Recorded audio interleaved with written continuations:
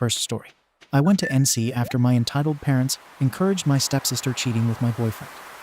2 years later, they come back, demanding I break up with my current boyfriend because I'm dating my ex's boss, and it's making them uncomfortable. I am using a temporary account. When I was little, like 7 years old, my dad cheated on my mother with my stepmom, Karen.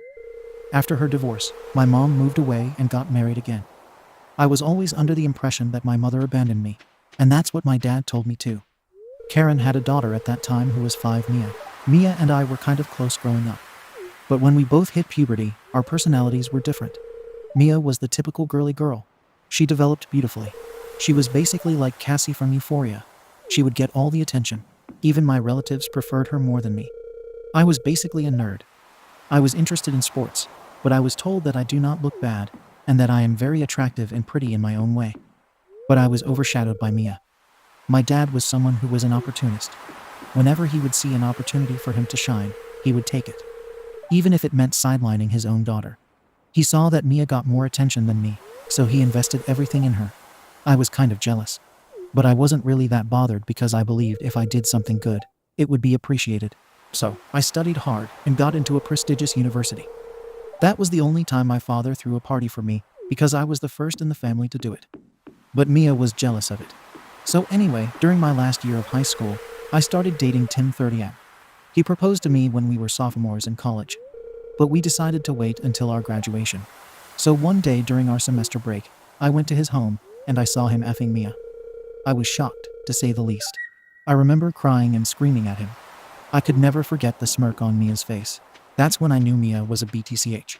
So, my dad and stepmother knew about it, and guess what? My dad told me to forgive them. His logic was, Tim fell out of love with me, so he fell in love with your sister. You should give them your blessing instead of being petty. I shouted back, of course you will say that because you cheated on mom. My dad and I had a screaming match. He told me he would disown me if I did not accept them and come to their wedding. I remember that I stormed off and cried for days. That's the moment I realized I was alone. My dad didn't care if I was dead or alive, but thank God, I had friends who I could count on. I started therapy after a friend of mine pushed me to it. It did help a bit, but in my mind, I wanted some revenge. I wanted to be petty and make her regret it. I started thinking about what I could do. My initial plan was to wear white on her wedding day. But then I ran into Mia's ex Jay. Jay and Mia have been one of those couples who were on and off again. Mia exploited Jay a lot. The last time they broke up was when Jay caught Mia flirting with one of his friends, but there was a lot of history. So, when Jay learned about Mia and Tim, he was a little angry. He kept saying he wishes he could just take revenge on all the times Mia has done him wrong. So, I had another plan. I asked him to be my +1 at her wedding. I know Mia still has feelings for Jay. It would piss her off. But we agreed that after that, we would part ways. So when the wedding came, I was not in the wedding party. My dad was cordial with me because I wasn't creating trouble. So I went to her wedding with Jay, and I was wearing a bright red dress because I read that red means you slept with the groom. It was also over the top. I might have made some heads turn. When Mia saw me with Jay, her face turned pale. I was purposely being very touchy with Jay, like whispering in his ears, touching his shoulder, and dancing with him very closely. I swear, Mia was just as red as my dress. I was also asked to give a speech. I kept it short. Thank God I do not have more sisters. Otherwise, Tim would have swapped Mia with one of them. You know he has a fetish for effing his fiancée's sisters behind her back. Me and Jay were asked to leave. The next day, I was bombarded with messages and phone calls. I didn't pick any of them. As for Jay, he stuck to our deal, and I never saw him again. After the wedding incident, I decided I should find my mom because something in me was telling me that she didn't abandon me. It wasn't hard to find her. I found her on Facebook, and we started chatting. She is married and has 2 boys, my half-brothers. I got the real story from her. She didn't abandon me. My father won the custody case. He used my mom's past substance abuse to take away her visitation rights too. We reconciled, and for the first time in my life, I felt welcomed. I also met my stepfather and my 2 brothers. They are amazing people. Since then, I have regularly met them. 2 years after the wedding incident, I met a guy named Andy. We met during an alumni program at our college. He also went to our college, but he was 5 years my senior. We had a lot in common. He was kind, sweet, and very mature. He knows about my past and has been really supportive. He was better than Tim in every other way. He was charming. and had a really high position in his job. After 2 years, my sister contacted me out of the blue and told me she was pregnant, and she now wants to bury the hatchets.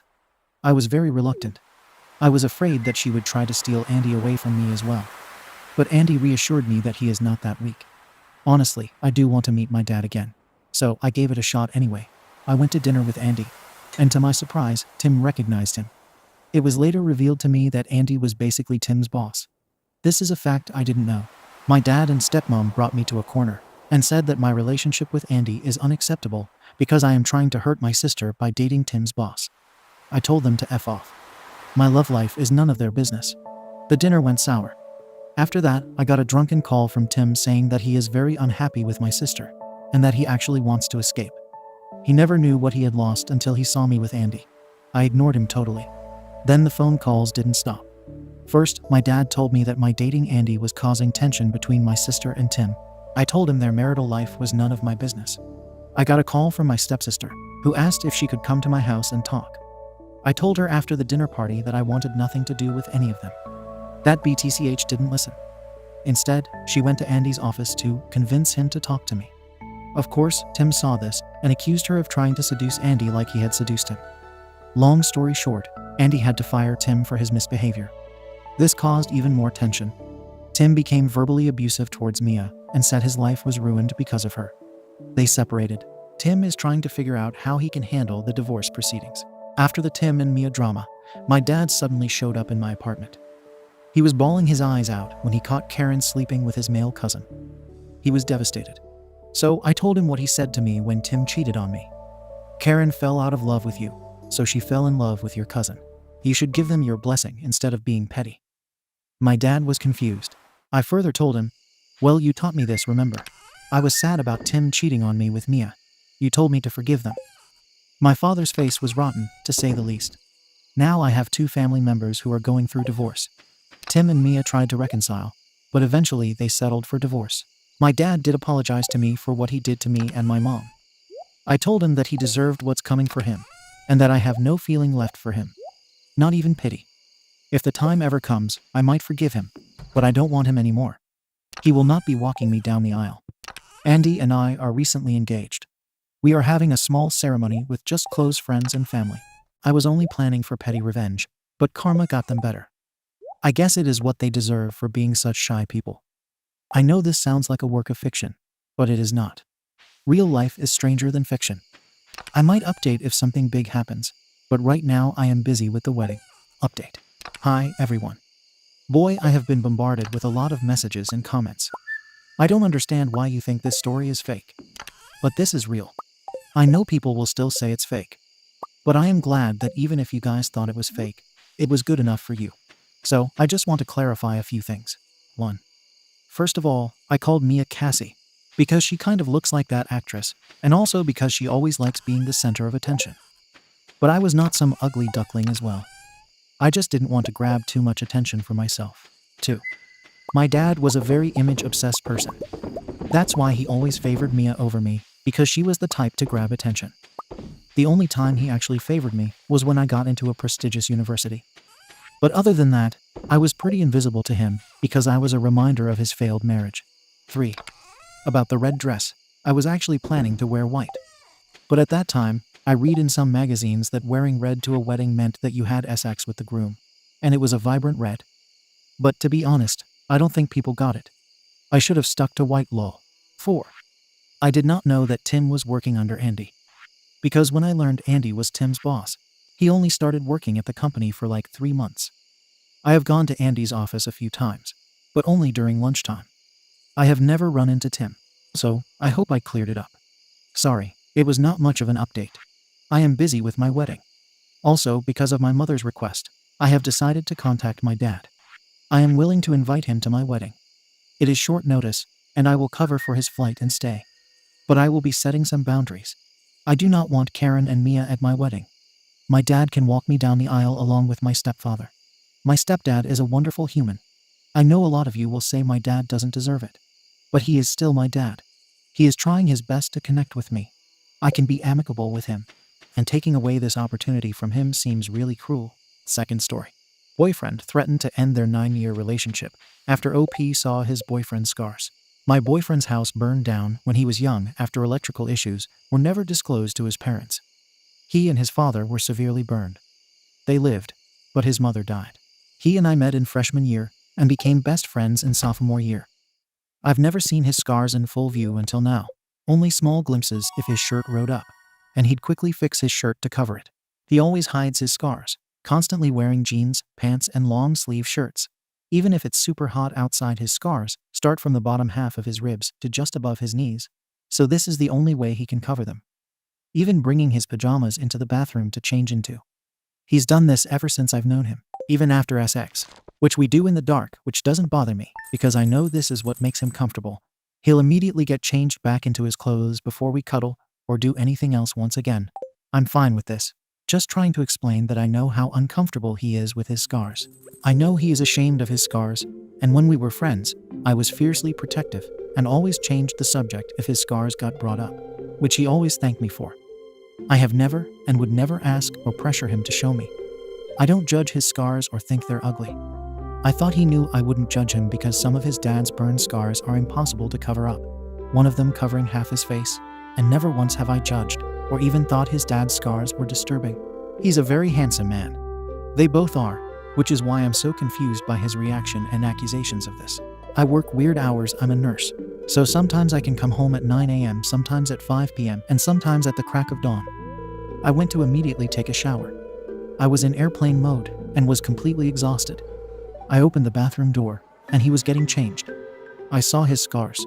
I'll admit, I stared not because I thought they were gross, but because I was having an OSHT moment, knowing I effed up. He and I have been dating for quite a year.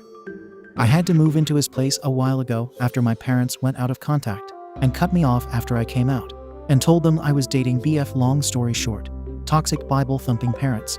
So I'm not used to sharing an apartment with someone. He blew up at me, yelling at me to get out. Note, he has never yelled at me before this. Sure, we got into spats and small fights where he raised his voice, but he never full-on yelled. I shut the door and he went quiet. I was pacing in the kitchen for almost 20-30 minutes when he quickly walked past me, trying to leave when I stopped him. He was pissed, yelling at me that he thought I would know how to knock by now, and questioning if I did it on purpose. I was trying to explain while trying not to cry because I saw how red his eyes were. I knew he was crying. I couldn't say anything.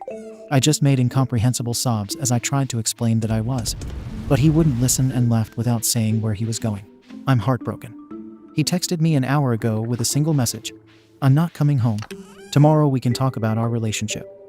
I immediately messaged him back, asking what that meant, and spent several minutes watching that little text incoming bubble bob in and out before he texted whether we should stay together, as if it were obvious. I have no idea what to do. He's my boyfriend. My best friend of 8 years. What the hell do I do? I love him. I can't imagine life without him. His dad is like a father to me. I have nowhere else to go if he kicks me out. Above it all, I can't lose him. I'd rather have to go through coming out again than lose him. How do I make it up to him? How do I let him know that I'm sorry and never meant to make him uncomfortable? Edit. Yuval Orphux Potatoes brought up a good point that made me think, so I should specify. He was bullied for his scars. A huge bully of his from middle school always sniffed the air when he entered a class and said really loudly, You guys smell that? It smells like bacon burning." He was a little chubby in middle school. Every time he entered a room, he laughed. Also, in small glances, a lot of our guy friends would say, "Cool it is. It looks like Deadpool's skin." They were trying to be nice, but failed horribly, hence my fierce protectiveness over anyone bringing it up. And his family always emphasized that it didn't matter what he looked like on the outside, because he was beautiful on the inside. Seriously, WTF. He's also mentioned having a really bad ex-girlfriend who had issues with his scars in the past, but never went too deep into it. And I'm starting to wonder if that's what his overreaction and suggestion of a breakup were rooted in. I'm taking mental notes on all the comments on what's the best way to approach this, and they're really helping. Update. So, I tried to update this yesterday, but couldn't post within 48 hours, so I was going to wait. But someone DM'd me to suggest I just put the update here. So, here we go.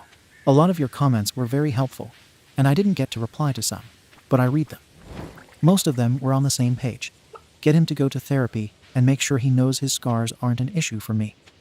as well as setting up a place to stay in the worst case scenario that he kicked me out. Spoiler alert.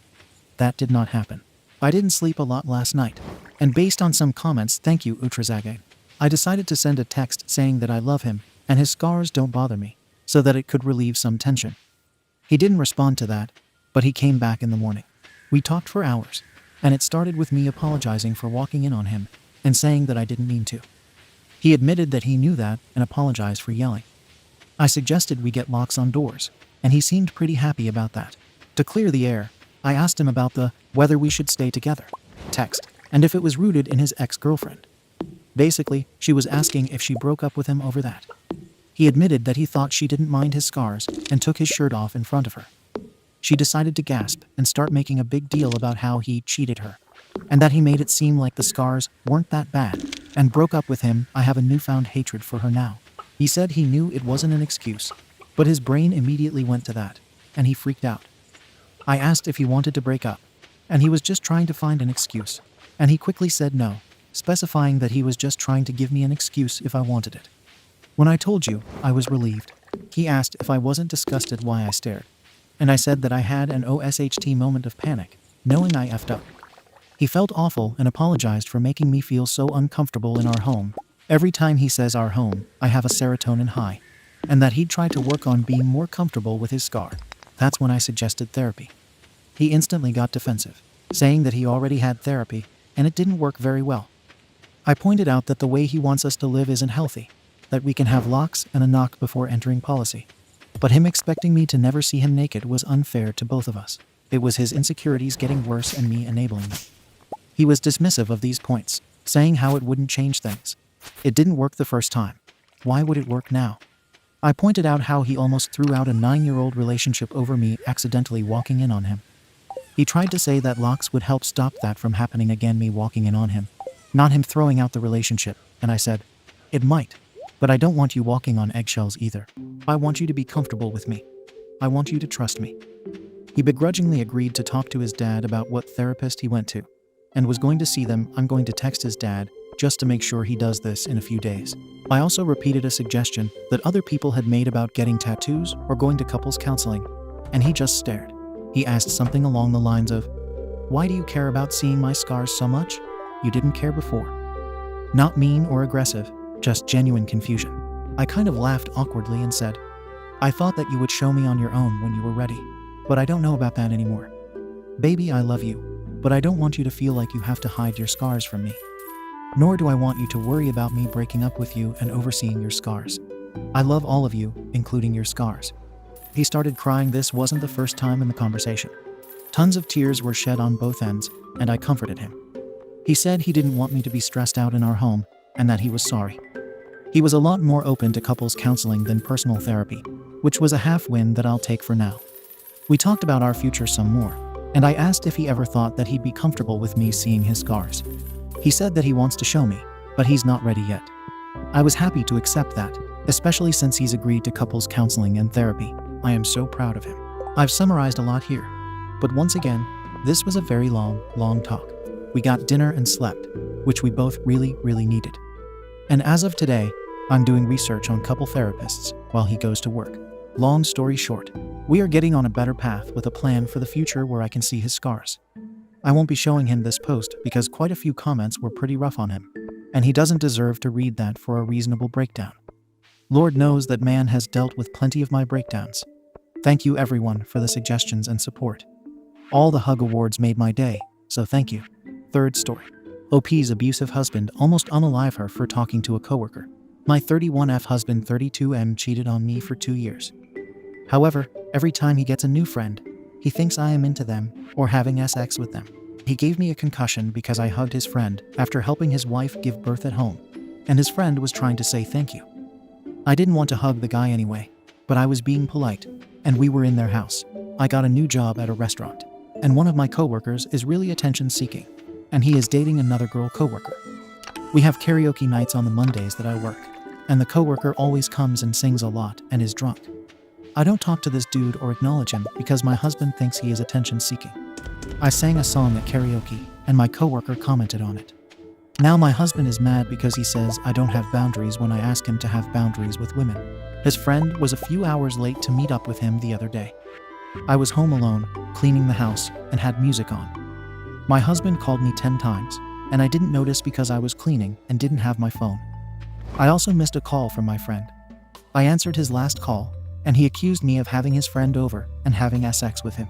We even had a friend who was a homeless meth dude, and the friend talked to me about how he's sleeping with some dude's wife, while my husband is right there picking stuff up. He got mad at me for having that conversation, and I agreed that it was inappropriate and wouldn't talk to him by myself anymore. Meth dude made dinner another night, and he was being really insecure about his cooking and kept asking if it was okay, so I told him it was great because I honestly wanted him to shut up. I mentioned how my husband makes amazing food. I was punished for a week over this, and there was violence. Today, we were arguing because the coworker thing happened last night. He wanted to leave, so I tried to get in the car to stop him. He got in the car and told me that he was going to give me a concussion and end me. He started beating me, and I saw blood all over us. He tried to choke me to the point where I couldn't even make a sound to scream. I opened the car door and screamed for my landlord to help, as she lives right on the property. She helped us calm down, and he apologized and said he doesn't like having rules set for him. I asked him to have boundaries with women. The advice I'm really looking for is, has anyone ever been with someone who is very traumatized? He was a child refugee from Africa. His relationship with his mom is bad. She shows no love. He and his siblings starved so that she could buy gold jewelry, and she stole all their money. He was in a relationship with a woman 20 years older than him who has 7 children and is an alcoholic and physically abusive. She cheated on him the whole time and severely put him down. I have a lot of empathy for him, have seen him grow a lot, and am proud of him for how far he has come. But some things, like his insecurity, are not changing fast enough for me to even be or feel safe. I had a hard life. I was assaulted a lot as a child and beat. I have been drugged and assaulted many times as I got older. I was put in lockdown facilities from 13 to 18 because my parents listened to therapists and thought I was mentally ill. Despite all of these things, I am an extremely positive and optimistic person. I learned how to heal myself, and in the lockdowns, I learned how to find freedom within myself when I had nothing. I have always been psychologically aware and intelligent in the way that I can help people, help myself, and understand what is going on in people's hearts. I see the true person who wants to be free in him, who is caged by all of his pain, but it has taken a toll on me. His cheating made me lose myself, and I was a shell of a human until recently. I have been getting back on my feet, but I feel like because I have better energy now, men are becoming more attracted to me. And now my husband is starting to become paranoid and insecure again when I have never betrayed him like that, and I never will. But when you're paranoid, everything you see feeds your assumptions. I guess I am just wondering, has anyone been with someone so traumatized and had to be patient for their growth? I can deal with a lot, and I know that humans are complex. I don't expect a perfect person. Thank you for taking the time. Relevant comments. By Utha Sandwich. After your partner chooses you for the first time, you are 750% more likely to be murdered by them. Choking is the #1 predictor that he will kill you. Response by OP. Damn, bro. I don't even know how many times this guy has choked me. It's the only time I really fear for my life. Update, 3 months later. I hope that link works. This is my first time trying an update. I am really grateful for everyone's pretty blunt advice. It's been a month, and he is gone. I let him keep the car because it was the only way to get him to leave as soon as possible. My family came. It was the longest we had gone without seeing each other. He had us hating each other for the past year, so it was really nice for everyone to reconnect, and for me to remember who I am. They helped me get a car, but the main thing is that I love my life. Literally, wow, existing is amazing. I am so happy to own my life, and not live in fear anymore. Not to have so much hatred and paranoia inside of me. I started to become someone I never wanted to be in a relationship with. My own anger and violence. I thought the only way to get out was to let him unalive me, because things had gotten so codependent. All the cheating on me made me feel so attached to him that I wanted him to fix how I felt. My past relationships were bad, but in a calmer way. I was not used to something like that. I never understood why people stayed in hell like this. But here I found myself. For anyone else who also feels stuck, freedom is right around the corner. It hurts, but if you go through it, things get better so much faster than you can ever imagine. I can't explain how amazing my life feels now so quickly. Thank you all for your support, words, and honesty. I am so happy to be alive. Some cautionary advice from Redditors. By YouMageStickGirl7. Best update ever. word of advice. He will try to come back. He will say he is sorry. He will say he is healed. He will bring up the great times and good memories. Do not honor them. Keep it moving. Don't go back. Don't get trapped looking in the rearview mirror. Let him stay away. No contact. You are better off.